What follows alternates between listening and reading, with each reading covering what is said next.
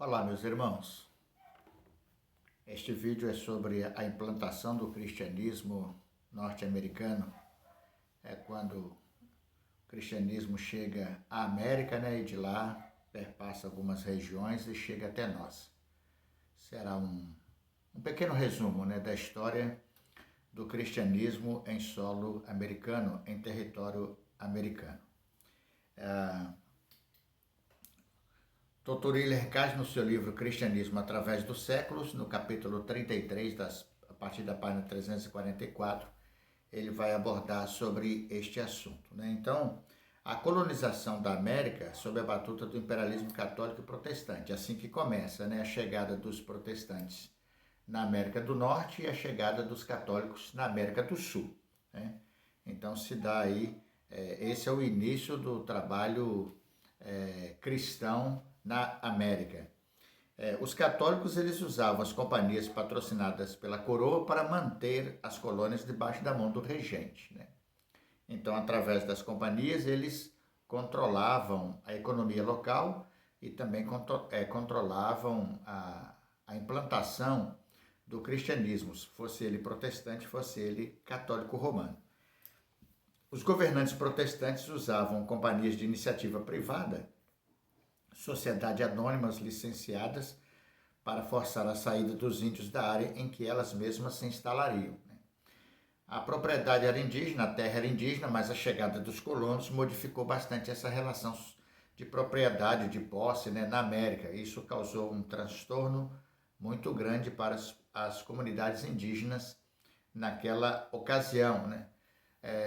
Sendo expulsos da terra, até por violência, né? E verem a sua população praticamente ser dizimada com a chegada dos colonos aqui, né? Algumas igrejas que foram implantadas na América, nesta ocasião, nos Estados Unidos, nós temos a implantação da Igreja Anglicana, né? A Companhia da Virgínia, em 1606, né, obteve licença para colonizar e explorar as terras dos Estados Unidos. Então, ela estabeleceu-se nos fundamentos para o estabelecimento, né, da Igreja Anglicana. Então, ali começa a história da Igreja Anglicana em território americano.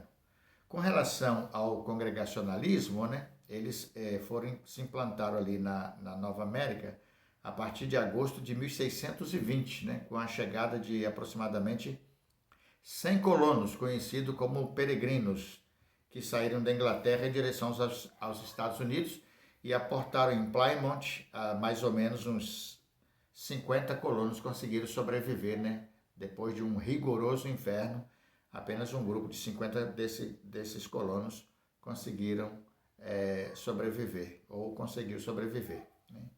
Os motivos para a colonização anglo-saxônica, né? Por que razão eles foram para a América? Primeiro, busca da riqueza, né, da Ásia por rota marítima ao longo da costa norte-americana. Segundo lugar, busca de matérias-primas e mercados importantes para um comércio lucrativo. E depois, desejo dos financiadores de converter os nativos e estender o domínio cristão, né? A maioria desses colonos eram calvinistas, né? A maioria era calvinista. Então você percebe que a primeira razão pela qual eles vieram aqui para a América, esses colonos, né, chegaram aqui na América, não foi bem para a implantação do cristianismo, né? As intenções eram econômicas, né? De obtenção de riquezas, né? Propriedade, conquistar a terra. Mas como havia neles também um princípio de fé protestante, eles então também desejaram aqui implantar o protestantismo em solo americano.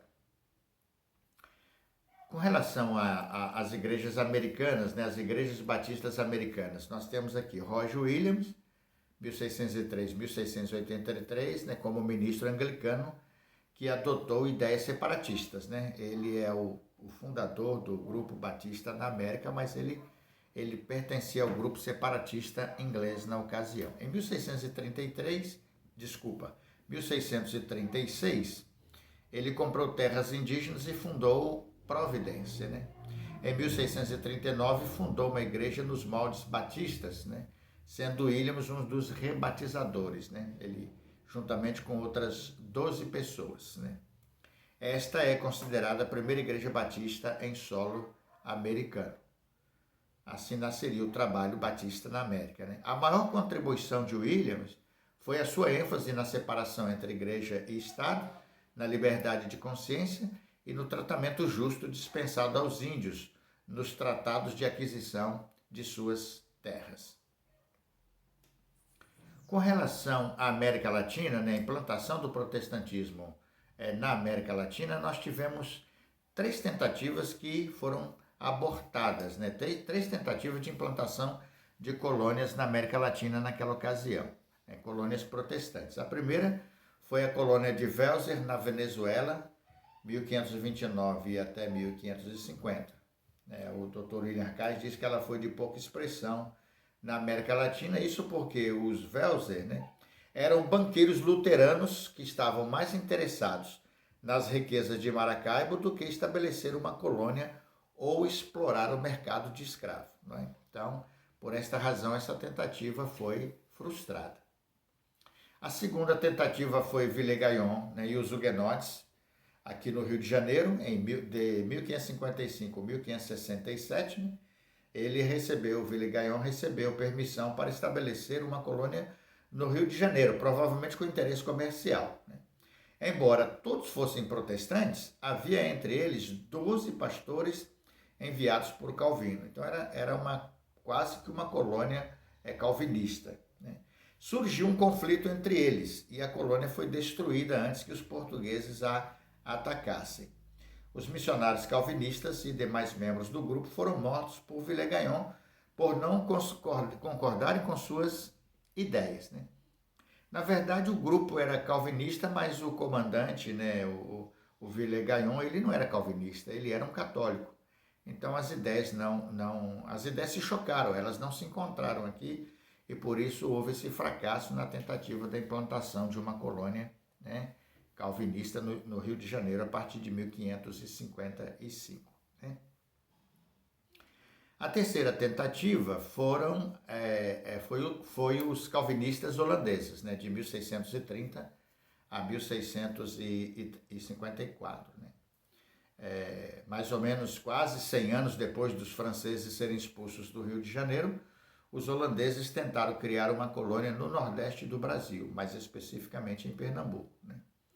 O governador-geral holandês era um calvinista convicto, né? Se isso tivesse acontecido no grupo que veio com Villegagnon lá para o Rio de Janeiro, e provavelmente isso poderia ter dado certo na cidade do Rio de Janeiro. Os pastores seguiam os soldados para todo lugar para atender às suas necessidades e as dos colonos também.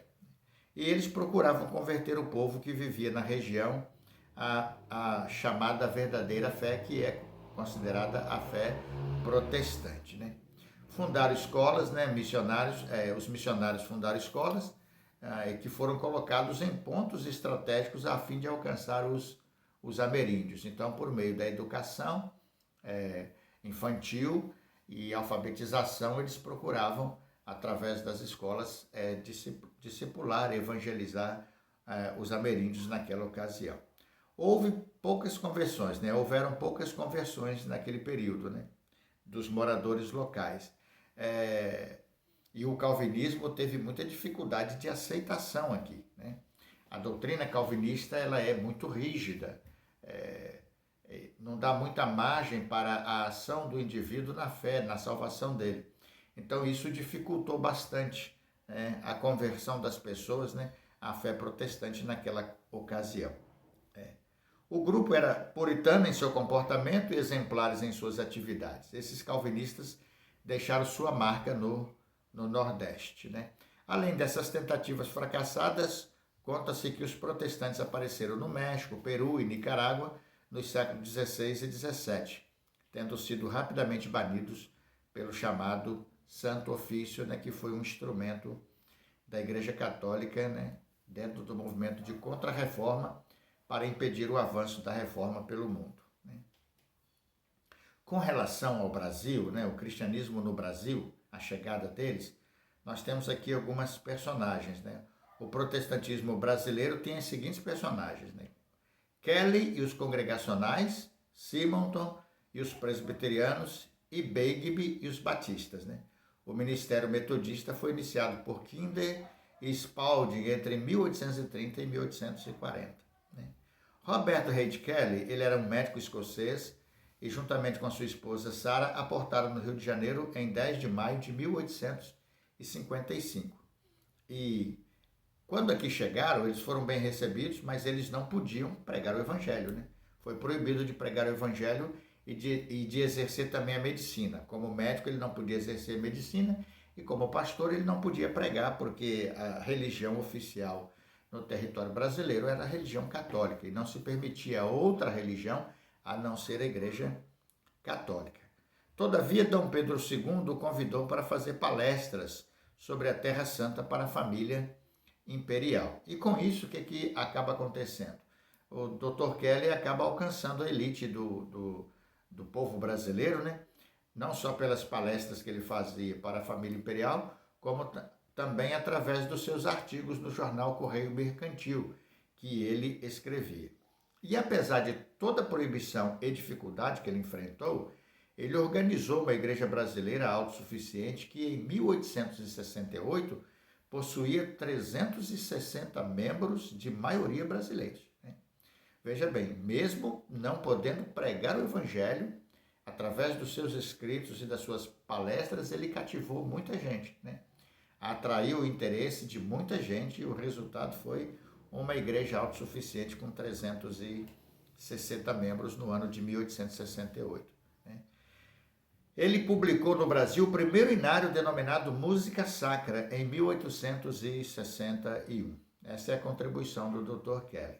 Os presbiterianos Ashbel Green Simonton, na ocasião ele tinha 26 anos de idade, chegou ao Rio de Janeiro em 12 de agosto de 1859. Em 1862 foi organizada a primeira igreja presbiteriana no Brasil, isso ano de 1862.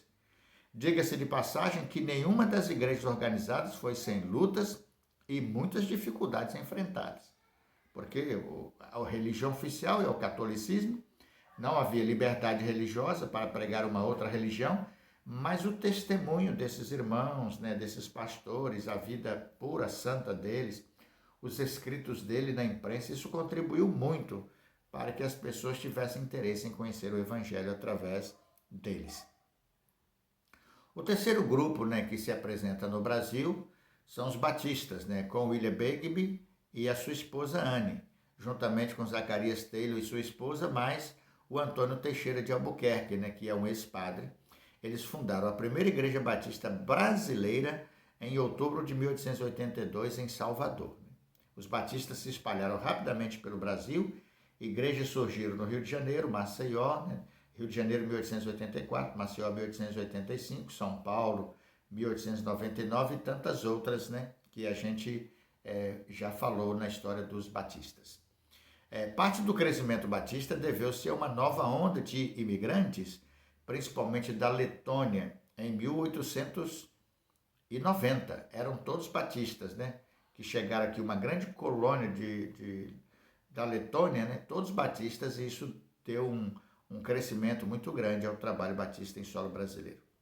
A primeira igreja batista de Salvador não é a primeira igreja batista em solo brasileiro, porque em 10 de setembro de 1871, em Santa Bárbara do Oeste, São Paulo, foi organizada a primeira igreja batista em solo brasileiro. Então, meus queridos, é um pequeno resumo, né, da história do protestantismo na América, desde a vinda deles da Inglaterra para os Estados Unidos da América, conhecido como Nova Inglaterra, e a partir da Inglaterra, e a partir dos Estados Unidos, né, eles vieram para a América do Sul, aportando em algumas regiões aqui da América do Sul e se estabelecendo de uma maneira mais eficaz em território brasileiro. E assim inicia-se a história do protestantismo no Brasil, que hoje é uma potência evangelística mundial, todos os segmentos evangélicos, e é um marco, né, na história dos evangélicos na América, principalmente no Brasil, com o desenvolvimento consideradas igrejas históricas, né? Tradicionais, a igreja presbiteriana, né? Os congregacionais e os batistas. A partir deste grupo, nós tivemos um pool de igrejas de vários segmentos religiosos se expandindo pelo território nacional, pela América do Sul, todos vindos, na sua grande maioria, dos Estados Unidos da América. É um breve conteúdo acerca do protestantismo em terras norte-americanas e em terras da América do Sul. Deus abençoe os amados, e a gente vai postar daqui a pouco, né, a atividade avaliativa da P2. Um grande abraço.